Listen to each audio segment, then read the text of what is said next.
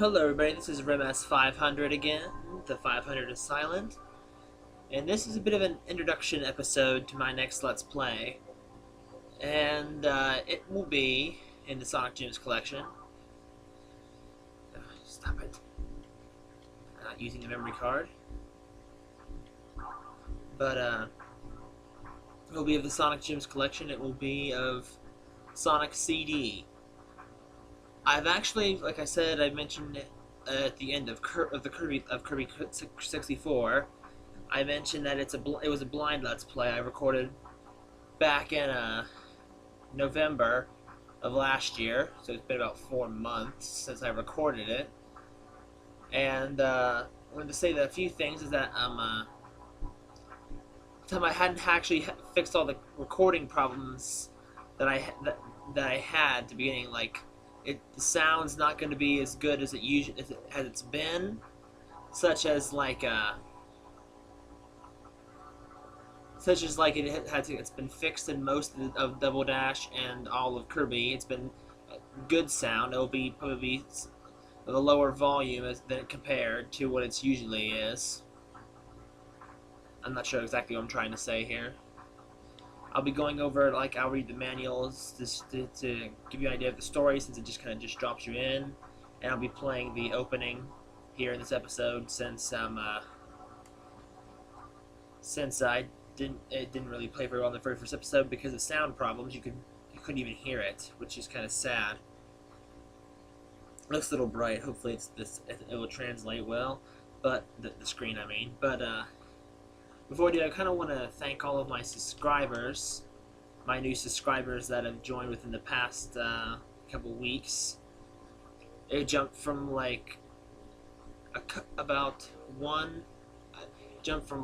subscriber, Flaming Lyrics, near the end of Double Dash, and it jumped up to 7 as of today.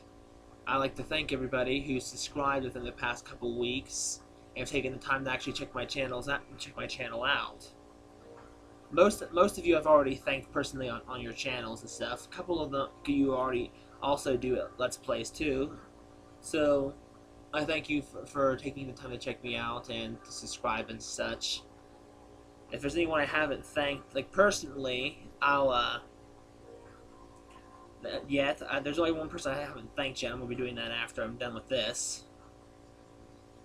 I'll probably put a list of the people who've subscribed in the description, because I don't necessarily know exactly everybody.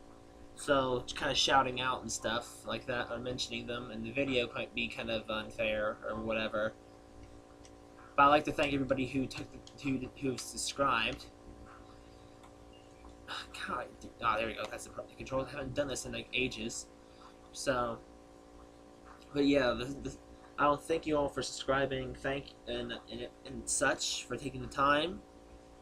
I'll read the intros and stuff here, because I'll explain it later. But I did read them at some point, but in the episode I read them.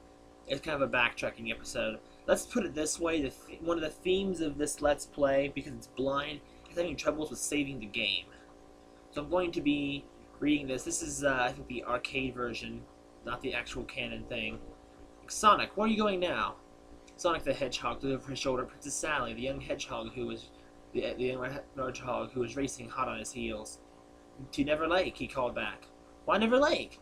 Sonic slowed down a little so he could explain. Ever heard of the Little Planet?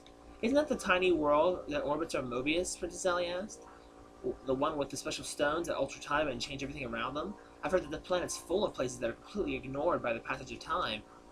Yeah, on the last month of every year, the Little Planet appears all over Never Lake. It's that time now. I want to check it out. I bet the space travel will be exciting. With all those time zones, I bet you'll be able to try outrun time itself. Princess Sally sighed in adoration. Sonic didn't reply. He just smiled, his eyes gleaming. When they arrived at Never Lake, the Little Planet was there as expected, but something was wrong. There would have been tall trees and bright flowers, but there was nothing but dry sand and jagged rocks. The Little Planet was tethered to a rock with a huge chain, and its surface was covered in twisted, gleaming metal. What happened? Princess Sally wondered. Indeed it was. Indeed it was what? Whatever. That's a bit of a problem. I don't know. Like, indeed it was. Oh, I see. Duh. Before Sonic could reply, something whooshed over them. They whooshed. Princess Sally shrieked as she was snatched up, and she and her captor vanished in a blue streak of light. What the? Princess Sally! But it didn't take long. It didn't take long for Sonic to realize what had happened.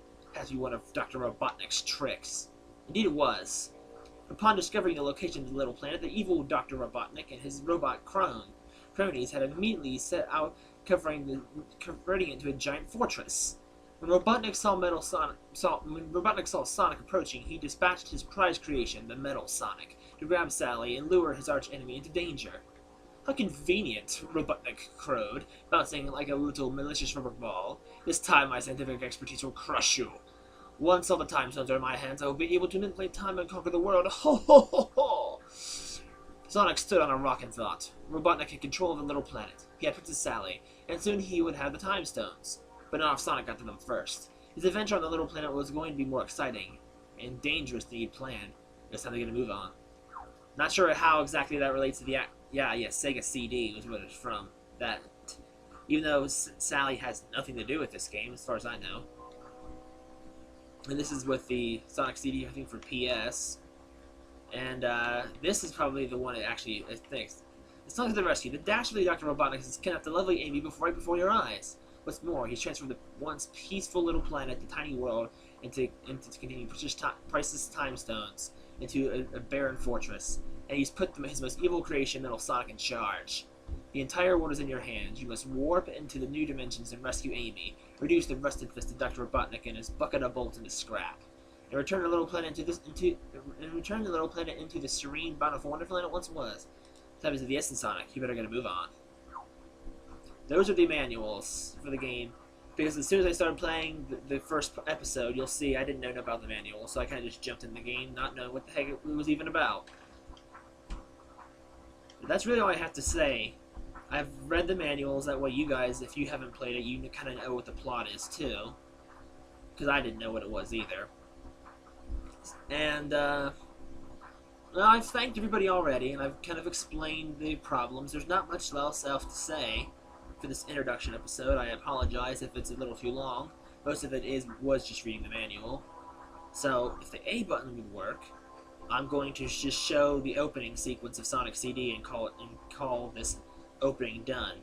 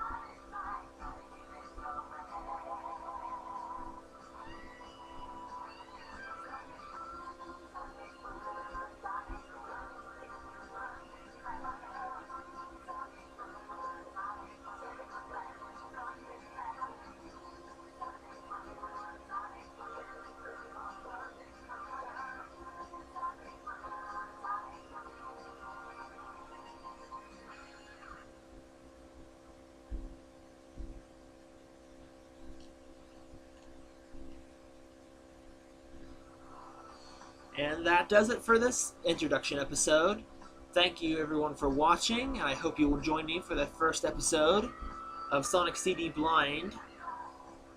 Probably coming soon later this afternoon.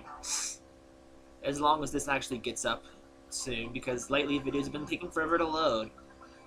Sorry, to upload. So I thank you all for watching. Here's a little sneak peek of what the game will be. I hope you'll join me. I guess reliving the terrors of playing a classic Sonic completely blind on the internet. I'm not exactly sure what I'm trying to say, but I hope you'll all join me for this, despite probably what it's gonna look like with the quality and everything. So yeah, I hope to see you all there for the first episode of Sonic CD Blind. Thank you everyone for watching this probably longer than needed to be introduction video. And I hope to see you all there, as I've said like a couple of times already. Thank you all for watching. Oh my god, special stages. Ugh. This makes it look easy, I swear to god. You'll see what I mean soon enough. See you later, everybody.